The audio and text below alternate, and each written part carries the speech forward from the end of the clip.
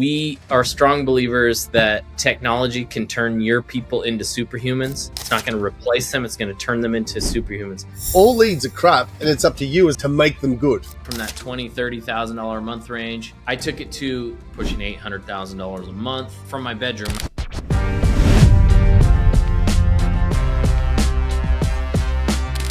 Today's guest doesn't just preach hustle, he lives it. Ryan Fenn went from a high school dropout to the founder of Chiirp, a 7-figure sales automation tool that helps tradies across the world convert leads fast.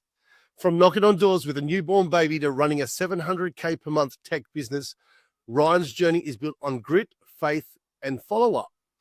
If you've ever blamed bad leads, this pod is about to change your mind. Ryan Fenn, welcome to Transformation Unlocked. How are you, sir?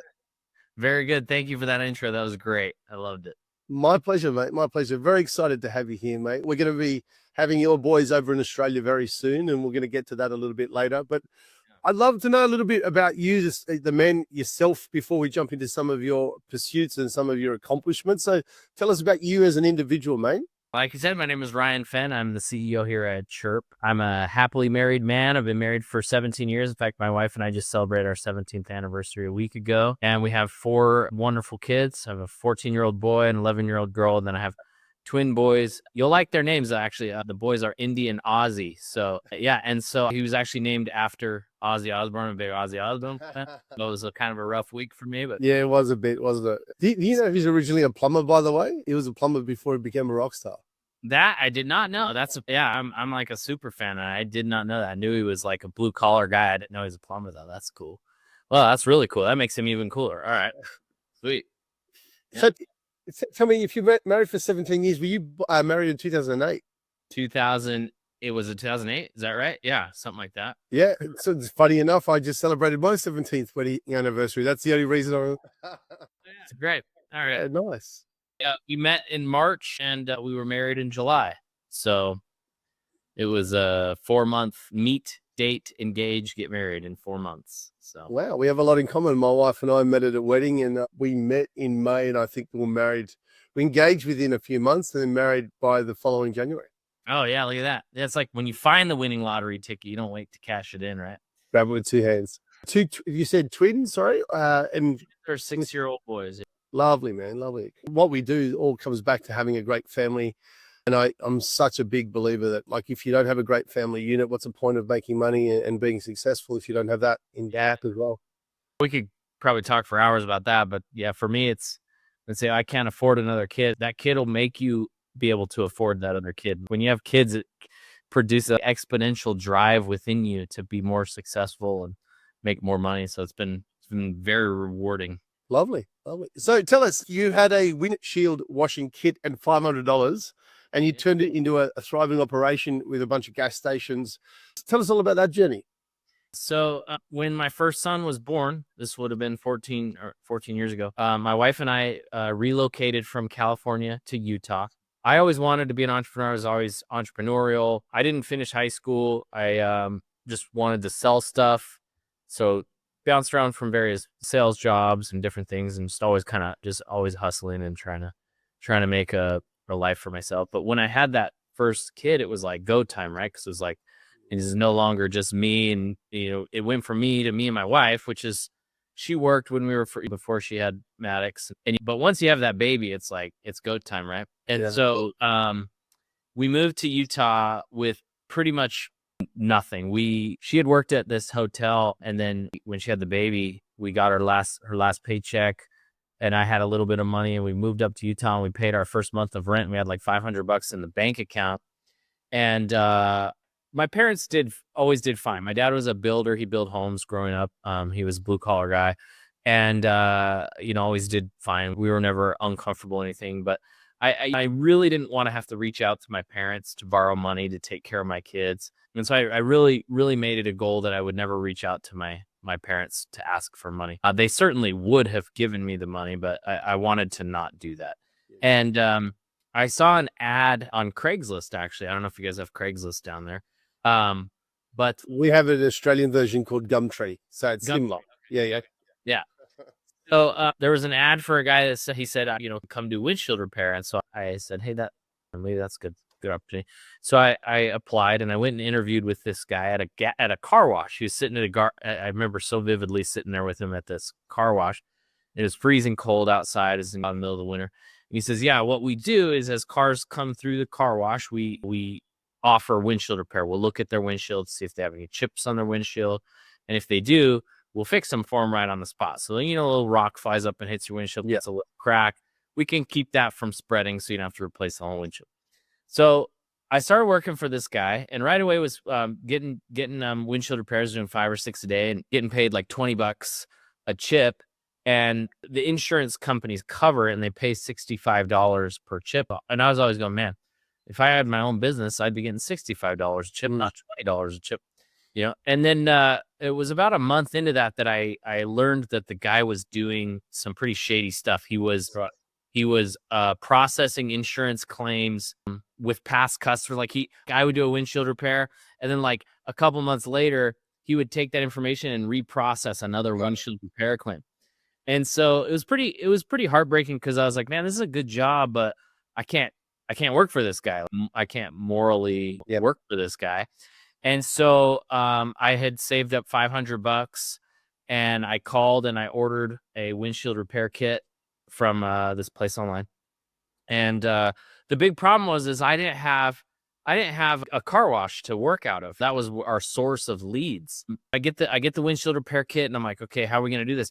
And my brother and I just committed, and we started knocking on doors. We started going door to door. And we would just knock on doors and say, hey, we do windshield repair. Do you guys have any chip? And it actually worked. We were getting 2 or 3 in an afternoon. And at $60, that was pretty good. We were making like $180, $200 a day. That was like more money than I had ever made. And so we're doing pretty good. And then we went back to California to see my parents for Thanksgiving. And at a gas station, I saw somebody washing somebody's windshield.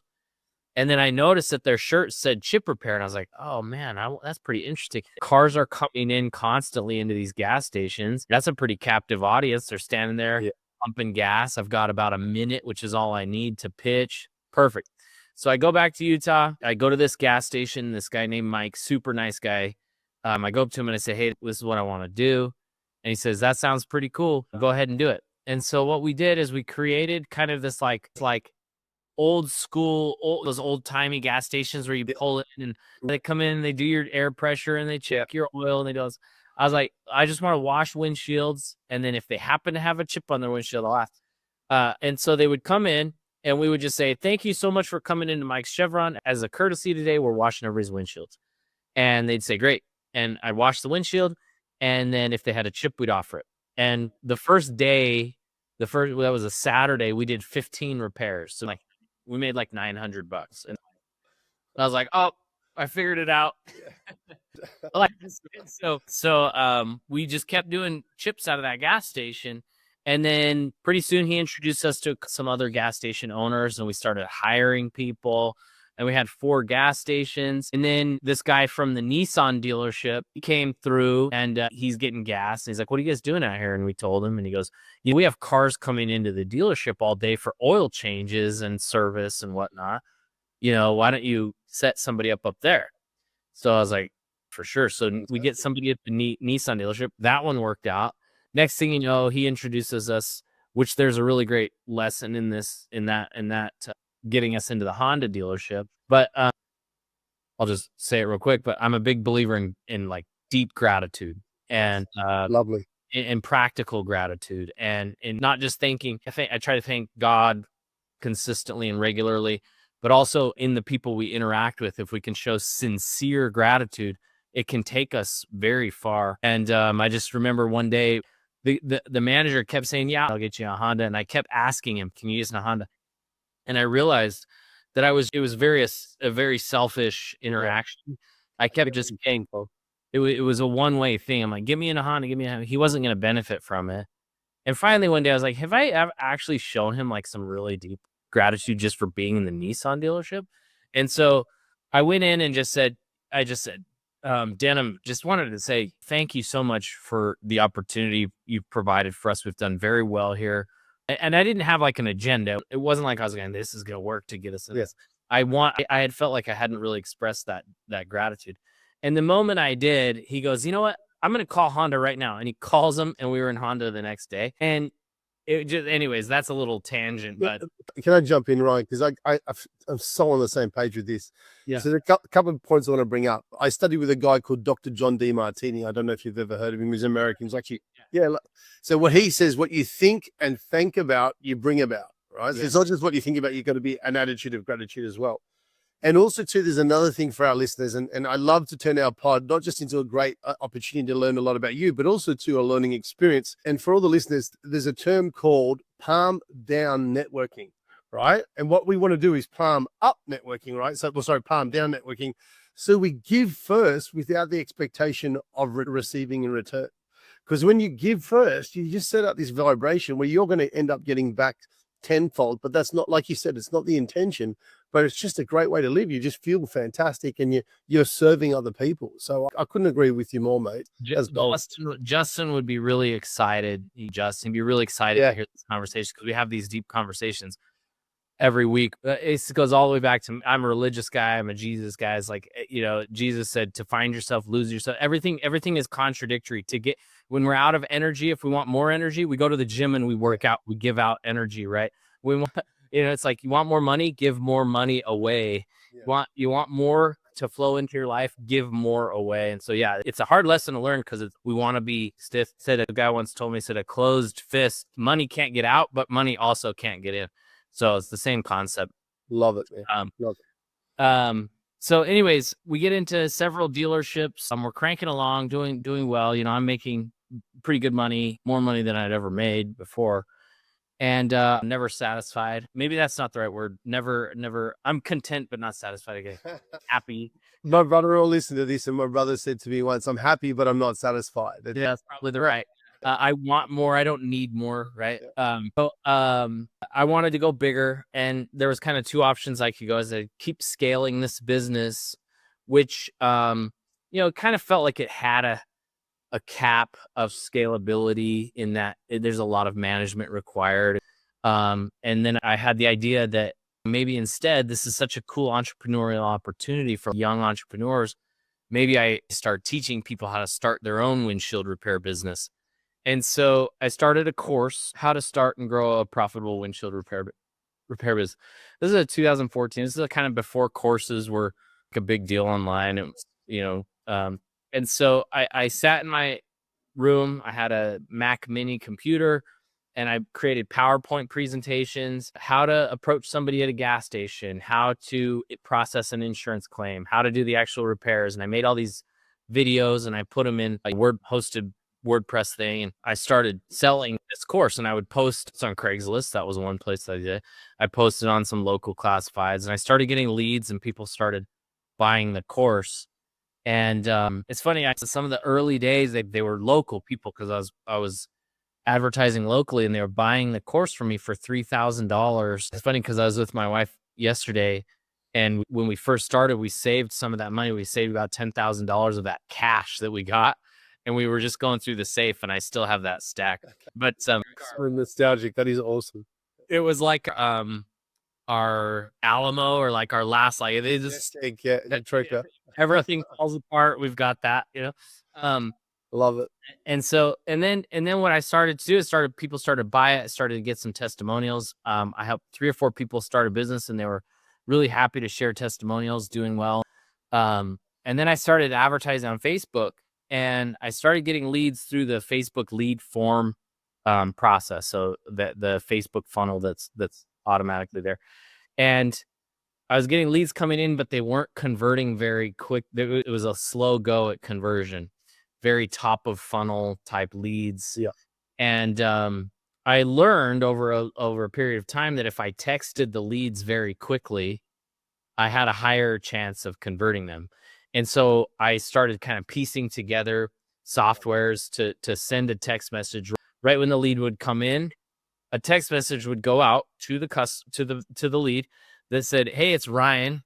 Thank you for your interest in starting a windshield repair business. Here's a webinar that I did. Watch it and let me know what you think." And they would click the link, and that took them to a 45-minute webinar, where they watched the 45-minute webinar, and at the end, an invitation was extended to book a call with me. Love it. And then they would book the call. And now at this point, they have been exposed to a level that they've gone from top of funnel to bottom of funnel, right? We've gone through all this process. Credibility being at least broached, and there's some social proof in that video. Yeah, love it. Yeah. Exactly. Yep. And so I started closing deals, and we made like $2 million selling that course through that process.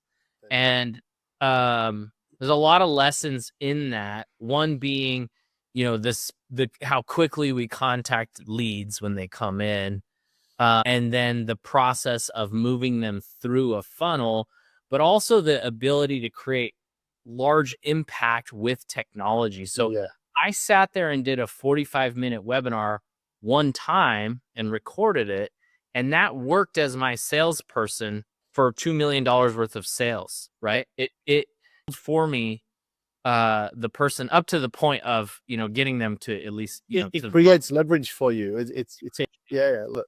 And so instead of sitting there and pitching every single person, for 45 minutes, I just recorded the one webinar and so it led to, the idea of Chiirp, which is we have now, which I said, well, this funnel, this process works really well. I'm sure it will work for other business owners. And so, again, being not satisfied, happy but not satisfied, I said, let's go even bigger. Yeah. And got some people together, an engineer, and had an investor step in and say, hey, I'll give you some to back you to grow this. Lovely. And he gave me a loan, and we started Chiirp. And the intention was not specifically home services. It was anybody and everybody that sold something. And we struggled for about 3 to 4 years of trying to figure out like who really needs this product, because we sold it to real estate agents, restaurants even bought it, dentists, like all these different people were buying it. And when you're everything for everybody, when you try to be everything to everybody, you become nothing for anybody, however the saying goes. And so like we get like a realtor and he'd go, well, that's cool that the dentist is using it, but how will I use it? And it was just very disorganized. And it wasn't until some home service guys came along and started using it and recommending integrations into their existing software. So House Call Pro, ServiceTitan, some of these other ones. Yeah. And we started to look at this opportunity, and that's when we had this real hockey stick moment, right? We were struggling in that like $20,000 to $30,000 a month range of recurring revenue. We had high churn because we just didn't have what person really needed to how to use it. And once the home service guys latched on, we saw major improvements in their business. And then we were able to take those specific improvements in their business. And now it's like, hey, you're an HVAC guy? Cool. Check out what we did for this HVAC guy, right? Love it. Not check out what we did for the dentist, And then we were able to start duplicating the success. And what I had done, one of my ideas early on, I don't know if you're familiar with ClickFunnels.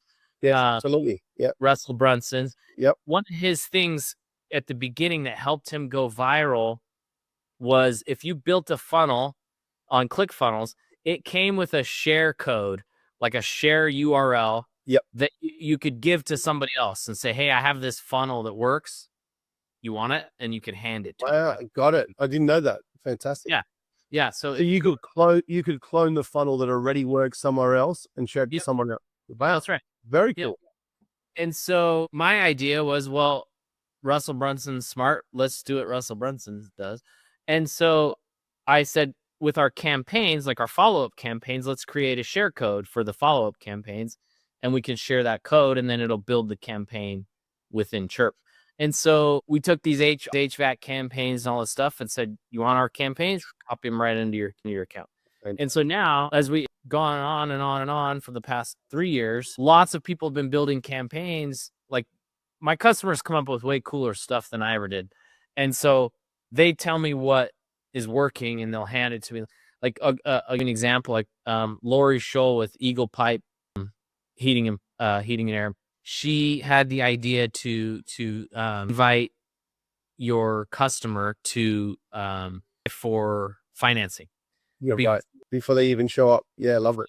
So it's when they schedule, a text goes out, thank you so much for booking with us. By the way, we understand this could be financially, a burden or whatever the phrasing is. Click this link if you'd like to see our offers for financing.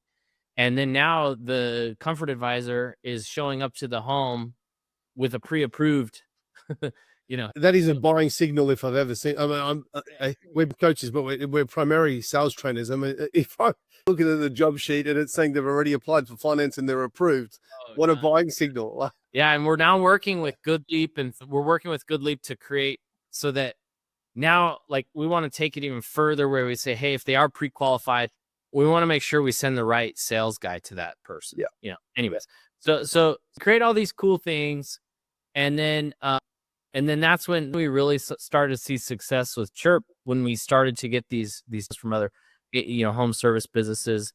Like I said, we went from that $20,000-$30,000 a month range. I took it to $100,000 a month from my bedroom. I was in my bedroom selling it. This was during COVID, and like towards the end of COVID, I got us there. And then at a month in revenue, recurring revenue, that's when I decided, like, hey, I need to replace myself. I can't sell this forever and run the business. And that's when I reached out. And it's a really cool story about how I found Justin. And then Justin came in, and then he took over the sales while I, kind of stepped into the CEO role. And then from there, we're $800,000 a month. Amazing. And growth is going on. We partnered with guys like Tommy Mello, and so yeah, that's phenomenal. So like, you're with all the big companies in America, and you've already got a footprint in Australia, even though it's just started. How many clients have you got currently in Australia? That's a good question. I know that we are like very, very under 50. So yeah, lovely. No networks using it. I know you're talking to one of my clients, another one of my clients, Tonkin. So it's very exciting. In fact, that's when Justin and other Ryan inside your organization are coming out to Australia for Blue Sky in only 2 weeks away. It's supposed to be coming to that. Didn't work out, but I'm coming in October. Yeah. Lovely. Well, we could do a bit of a teaser. There's an event happening in Australia, which is unofficial, happening in October. Stay tuned for more of that. It's maybe. Yeah, I know. We'll let it go. We'll pretend we never said it. So it's down to try to show her. I've never been, so yeah, we'll look after that. We'll take you out and we'll treat you right, mate. It's a great country. We love it. Like, and it's the same when we go to America. Like, it's got so many. We're different, but we're so similar in so many ways. So it's quite cool. So tell us 2 things I wrote a note about earlier, and the people listening, they don't know this yet, but we're about to share it with them. In your early 20s, you did comedy and stand-up. And before I make this a question, there's 2 things as a sales trainer I love. Guys that I've trained in the past, and also guys that sometimes can also I'll park the guys that I've trained, but also some guys think that, I'm a fantastic salesperson. They don't realize when you're selling as a tech that half the sales done for you. The lead's been found. You're turning up to someone's house. When you door knock, that's another level of selling on a stratosphere altogether. So to be able to door knock and to be able to do stand-up comedy, if anyone's listening, if you really want to become an amazing salesperson, start trying to do some door knocking sales, and also try your hand at stand-up. It's not so much about being funny per se. It's about being able to be vulnerable in front of a big audience, is probably one of my takeaways. Ryan, tell me, how did you get into comedy? Was it something that you wanted to do? Was it for another purpose? Tell us all about that. Yeah, I've loved comedy, and I've always been kind of the class clown. When I was a sophomore, I had this teacher. Maybe I was a sophomore or junior. I had this teacher. She's a math teacher, and she was sick. And she would get these really bad headaches. She was older, and she was going down, an unhealthy path. And class was hard because she was on.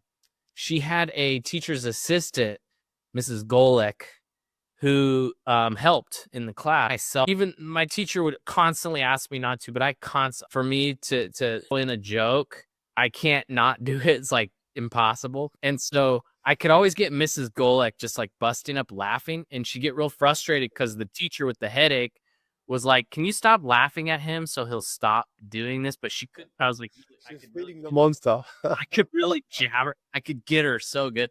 And finally she pulls me out one day and she goes, Ryan, I'm sure that, Robin Williams also had problems with his teachers, just like you did. I'm you. Mrs. Gallen is sick and she needs to. And I was like, okay, all right, no, that's right. But that was like this really like she gave it to me in really complimentary ways. Like the only time I ever had a teacher was like I'd be their side, yeah. she was disciplining me, but like in a way that was like helped me later in life. I thought it was really cool.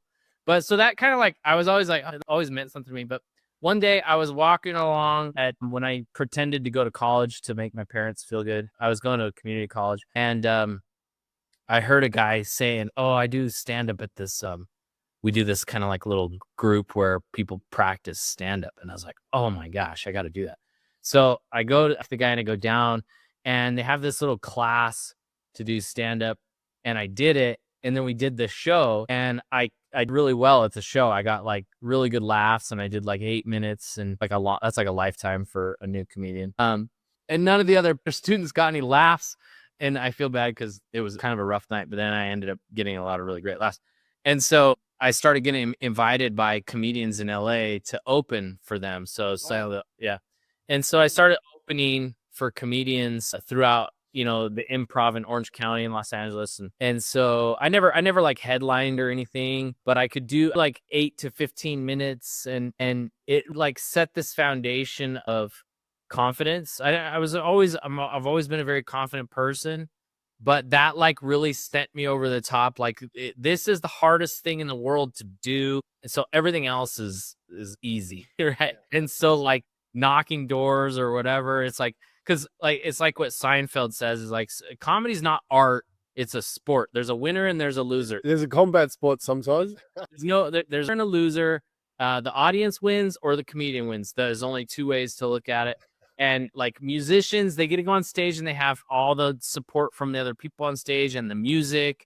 They have, all this stuff. When it's comedy, it's you and the microphone. There's nothing else. And so it creates this like really difficult place to be that if you can beat it, if you can overcome it, it's pretty powerful and it can really build confidence. So I love it.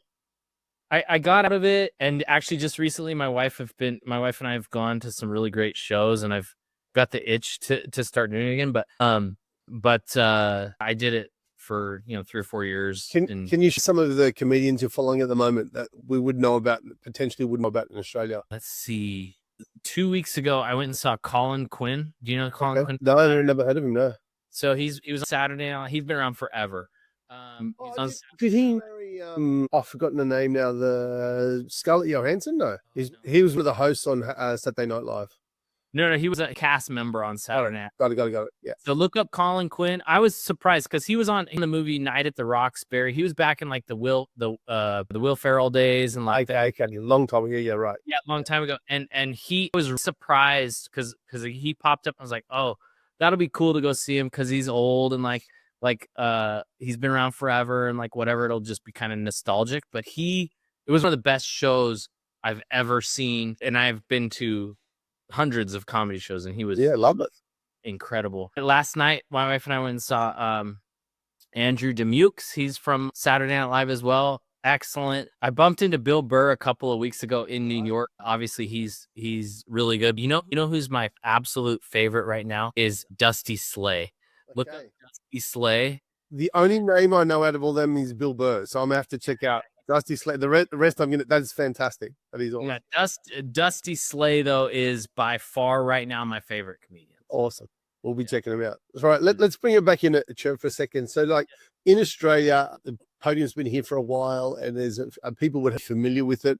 How would you compare yourself? Or I don't know if comparison is the right word. How that's what people are familiar with. So where do you kind of fit into the market around this? Sure. Podium is actually just down the street from us here in Utah. And they are a huge venture-backed software company driven by exit. Okay. Yep. And we're all to some degree driven by exit. But there's a pressure that comes from venture capital that is it's driven people to suicide, really. It's a crazy world. Venture capital is venture capitalists. If any of you are listening, change who you are. We is like they'll kill their grandma to make money. and it's craziness. So when you have this level of pressure in software, we've noticed this, and a lot of people have noticed this. You've seen it in a lot of software companies, and here in Utah, it's called Silicon Slopes. If you've ever heard that, it's No. from money from it, a lot of what was happening in Silicon Valley bled over into Utah. Right. And it's like because Utah's famous for ski fields as well. Yep. So yeah, so Got it. slopes. Well, yeah. So in Silicon Valley, Silicon Slopes. So Ryan Smith is big here. He did the $8 billion deal. You've got Josh James, and you've got Qualtrics and Adobe, and a lot of companies. It's created a culture of venture capital. Okay. Yeah. And we've seen these some really terrible things in the name of profit, and in the name, well, not in the name of profit, in the name of future exit. And it's get customers at cost. Let's spend as much as we have to, get them into long contracts. Every dollar we get is put towards growth. You've seen it where people sign the contract and then the company disappears. Like, here's your software, good luck, right? And I basically bootstrapped the company. I took a loan, I paid that loan back. I have not raised any money, outside money, venture capital wise. Tommy Mello bought some of the company last year. But we have run a profitable organization since 3 years ago when we turned things around. And that's allowed us to grow pretty rapidly, but also with the intention of, I'm not building a software with this pressure of, I've got $100 million from the venture capital group and I have to get them a return. I got to turn that into $1 billion. Yeah. And to do that, I've got to just get customers, and I got to get contract. Right? And so at a good clip, we increased our support and our relationship side along with the software. So we're not a traditional SaaS. That may be detrimental in the long run for valuations, but I'm more concerned about my customer than I am about exiting the business. And so we do provide a lot of the same systems and services that a lot of these other companies do, but we also have the side that they don't have, which is a relationship. Justin and I are big on relationships. We want to make sure you get paired with a customer success manager. We want that customer success manager to be invested in your success and incentivized by your success. We are far from perfect, but what's cool about being far from perfect is that everybody's far from perfect, but we're there to actually like own the mistakes and then say, hey, cool, let's see what we can do to fix it. Whereas a lot of these other companies get in the contract and you say, hey, you guys aren't living up to what they say, and you're ghosted. You don't ever hear from them, or it's 6 months that you finally hear from them, right? And so we take that side of it very seriously. The automation piece, yes, we do have the deepest integrations into ServiceTitan and other things. So we do have differentiators within the software. But one of our biggest differentiators is the fact that we want to partner with you, home service business. Yeah. And we want to see you be successful. And we have people in place to help you do that. And on a side note, I've had some really great conversations with Justin. He's an absolute star. He's just a lovely guy. And yeah, we've really connected. So yeah, you can't stress out how, and again, people make your organization. Yes, the technology needs to be good, but the people behind the technology are always the ones that are going to give you that experience to whether or not it's a good or a bad company. I totally get it. So let's talk about actual machinations and how it works. So I've got ServiceTitan's obviously up and coming in Australia. Excuse me. At the moment, we have Arrowflow, SimPro, ServiceMate, a bunch of other job management softwares. Let's stick to ServiceTitan because most of our listeners are probably buying it or on it already. Yeah. How do you complement ServiceTitan? Again, am I right that going down the path that it is a complementary software to your existing job management software? Is that correct? That's correct. Yes. Yeah. So job management, job software, field service management, whatever you call it. They're specialized in field service management, right? And then a lot of times they'll add automation pieces, but that's not their core focus. Their core focus is field service management, right? And so they'll have these kind of basic marketing tools. With Chiirp, we're 100% focused on the marketing piece, on lead conversion. So our goal is to help you convert leads into more leads into more jobs. Yep. What does Gary Vaynerchuk says? He who can spend the most to get a customer wins, right? Yeah, absolutely. We all know that. It's like, if I can spend $100 a click, but you can only spend 75, Google's going to reward me, right? Mm-hmm. And that comes down to systems on the back end, because people, you've heard it 1,000 times. These leads suck. These leads suck. Mm. And you go, no, dude, I'm sorry to say it, but it's actually you that sucks at converting the leads, right? Well, And Ryan, I'm going to jump in for a second. In my sales training, I actually say all leads are crap, and it's up to you as a sales technician, or in your case, the customer service representative or automation, to make them good. Yep. So then we just flip it.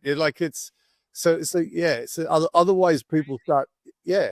the mindset people can get behind leads. What Zig Ziglar tells the story where he goes, hey, I got these hot leads. I'm going to give you 10 of them. Tell me if you can close some of these deals, I'll give you more leads. So he gives him 10 leads. Guy comes back and goes, I closed 6 deals. And he goes, awesome, 60% close rate. Sweet. And he goes, can I have some more leads? And he goes, yeah, I just pulled those names out of the phone book. So just go back to the phone book and get more leads. And it was the mindset when he said these are hot leads that made him think that he could close these deals. 100%. So yeah, you're right. Leads suck. That's just the way it is. And so follow up, people just aren't following up consistently with their leads. And we've heard it 1,000 times, the fortunes in the follow-up, the fortunes in the follow-up.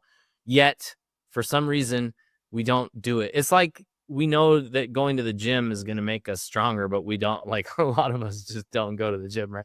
And so it's because it is hard. Follow-up is hard to do. It's hard to maintain. And sales guys love to be where the action is. And there's little action in the actual follow-up process. It's mundane. It's boring.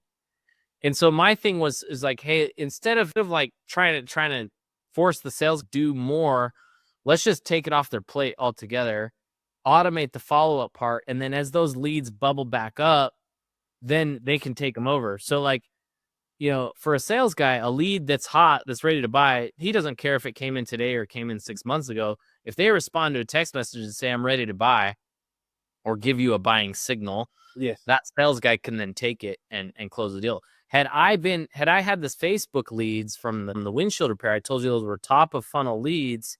They were hard to close because they were not yet ready. I had to do what needed to be done to get them to the point to be ready. And that, if we want to scale our businesses beyond just Google leads where people are hot, like Google leads are great because they're people searching. That's a bottom of funnel lead, right? their intention is there. It's rather than when they're scrolling through Facebook and they see something, there's no intention. Exactly. And so, yeah, we can fight all this for that little bit that Google can for us. And that's great. They're good leads. We want them. But if we want to scale beyond that, we've got to go into places where people aren't ready for us, right? They're not, it's just like door knocking. Those guys aren't ready. Like when I sold pest control or when I sold the windshield repair door to door, when you knock on the door, that person wasn't searching for windshield repair, right? I had to take them from top of funnel to bottom of funnel. That's the idea behind Chiirp, is as leads are coming in, we're contacting them very quickly within 30 to 60 seconds. Is crucial. If you want to close deals, you've got to contact leads within a minute. And then if they're ready to buy, they're ready to buy. Cool, let's close the deal. If they're not, we've got to follow up consistently. And there's so many times where people go, oh yeah, 2 weeks later, I got a text message that he was ready to go. I never would have got that deal because I would have stopped following up with him after 3 or 4 days, right? Yeah. Or even 6 months, 12 months, we drop it. Hey, 6 months ago, you requested some information, but we never got back. We never were able to do that. Are you still in the market for this or that? And there's times where they go, oh, you know what? Yeah, I do need to do that. And it's like that deal would have been long gone had you not sent that message out 6 months later. And so that's what I say in the video I talked about. Your leads are going to convert, whether it's with you or I love that video. We'll make sure that when we release the pod that we've got somewhere a link to it as well. That looked like a lot of fun. Yeah, it was really hot. It was like 110 degrees. We were all sweating. But yeah, it's funny. We put this money to get a lead, and then we don't do the extra steps to make it happen. The text messaging, doesn't that cost money or whatever it is? And you go, you just spent $50 to get a lead. You won't spend an extra $2 or $3 to nurture that lead, which is craziness to me. It's like I just spent $50 on this really nice steak, but I'm not going to put any salt on it, you know? Insane. I'd like to add a little bit to your follow-up, just again for the listeners to make sure they understand. And then there could be some of you guys that understand the concept of the fortunes and the follow-up.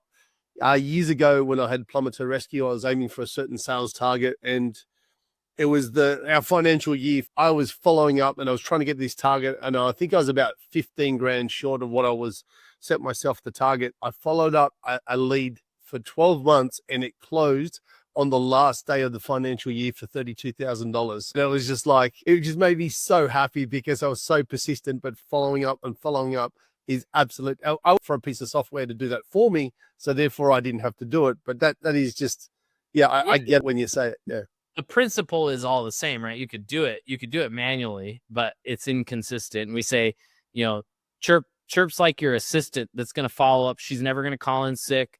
She's never going to be late. She's going to follow up consistently. And one of the things that is really important that's kind of hard for people in the follow-up process is the mental game that you play with yourself to convince yourself that you don't need to follow up. As a sales guy, you'll tell yourself, if they wanted it, they'd call me back, right? Or I don't want to bug them. You know, I texted them yesterday. I don't want to keep that guy. And we create all these excuses to not follow up. And that's all emotional, fear-based stuff. And the beauty of technology is that care. And the worst part is it's wrong. Like, we're busy. People have got so many things vying for their attention. If they've got a family, they got kids and sport and holidays and older parents. And I've had so many times people have said, thank you so much for being so persistent with your follow-up. 100%. Yeah. We are, and more so than ever, our attention spans are crap, right? We are on reels constantly, you know. Our attention spans are like 30 seconds and then we're on to something else. And what's funny is we as sales guys, let's say HVAC, you know, we think about HVAC all day. That's what we think about. This person isn't thinking about that. They're thinking about the fight they just had with their husband, or they're thinking about picking up their kids from school, or they're thinking about a million different things. You're hitting them with a text message. That's 1 second of a 24-hour day that you had their attention, right? And so you think, I don't want to bug them. Yesterday was a lifetime ago. 100%. They don't remember it at all. And so you have to continue to do it. And that's the beauty of having a robot do it. It just does it. You want to do it, it'll just... Absolutely. I love it. Awesome. So just for our listeners in Australia that are obviously interested, we'll make sure we organize some sort of link that they can click or get access to you guys ASAP if they want to get a demo. I think that's really important, I think, to see what it does and speak to Justin and yourself team and make it from there. Tell me, what do you think's coming ahead, like AI automation? What do you see the vision for trades in Australia, America, even Canada for that matter, and New Zealand? What do you, I mean, obviously there's a lot happening. What's your vision at the moment? We see really beautiful things happening with AI. We're not scared of it. We're not, it's not coming to take the jobs. We are strong believers that technology can turn your people into superhumans. It's not going to replace them. It's going to turn them into superhumans. I don't like the idea of a human brain being wasted on tasks that can be accomplished by automation. Our brains are too powerful. I'm a big believer in us being children of God, and that our brains have really high potential to create and do really great things. And the only reason that people aren't is because we're overloading them with really boring, mundane tasks. And if we can start to eliminate those tasks, we can start to now use their brains in more powerful ways. Like, your biggest asset in your company is your people's brains.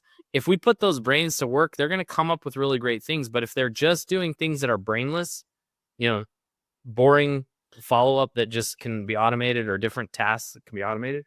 You mentioned Zig Ziglar earlier. I'm a massive fan, even though it's the old school guys. Brian Tracy, I worked with for many years, and he said the hardest work in any business is thinking. That's why we get paid the most amount of money to do it, because no one wants to do it anymore. So if we can get rid of the mundane, if we can get rid of the routine, regular tasks, and get opportunity to stop and think, that's when we can come up with some really God-driven ideas, which I love that too, man. And it's funny, people think, it's gonna replace me, and it's like, well, if you have that attitude that it's gonna replace you, it could, and it's gonna be painful for you to have to start doing things that are harder but that's going to be more rewarding and better for you in the long run. But to go back to your question about where we're going is AI we definitely want to continue down the path of from lead to book to job all the way through with no need for human interaction. A lot of people are out there selling right now AI as, oh, this AI can sell you and book you and this and that. And it does, it works. We're trying not to rush it. Some people have jumped into the game, into AI and said, we've got a bot that'll take you all the way through and run your whole business and da da da da. And it's like, yes, but they're selling in a way that's in my opinion misleading. It's not quite there, but it does do some pretty amazing things. And so right now, as it is, we do have really great AI that can have conversations with the leads and book them to the job. But you definitely don't want to just go, I'm going to get rid of my CSRs and just have AI do it. It started that. It's funny. The narrative has changed over the last 6 months. Yeah, it has. The guys came out and they said, get rid of your CSRs. These AI will book way better. Da, da, da. Now they're going, use AI when your CSR can't be there, like at night or on the weekend. And they're kind of like backpedaling a little bit.